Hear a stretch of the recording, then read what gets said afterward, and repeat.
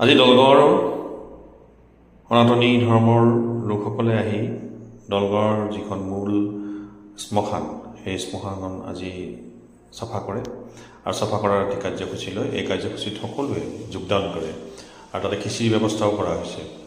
এয়া অৰূপ বৰা, গোটেইখিনি মানুহ, বনি চহৰীয়া, দেৱানন্দ বৰা, কমলা শইকীয়াকে আদি কৰি জ্যেষ্ঠসকলকে আদি কৰি যুৱকসকলো আহিছে, আহি ইয়াতে চাফাই কৰিছে আৰু আমিও যাতে তাত উপস্থিত হ'লোঁ আৰু উপস্থিত হৈ যিখিনি কৰিব কৰণীয় আছিল সেইখিনি কৰি আহিছোঁ।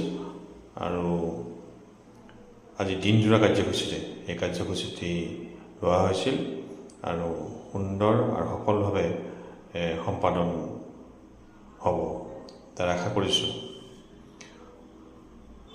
তৰুণ দা, কুশল চহৰীয়া, তাৰপিছতে কুশল চহৰীয়া, মহেশ শইকীয়া, সকলোখিনি জ্যেষ্ঠ সকলোৱে আহিছে।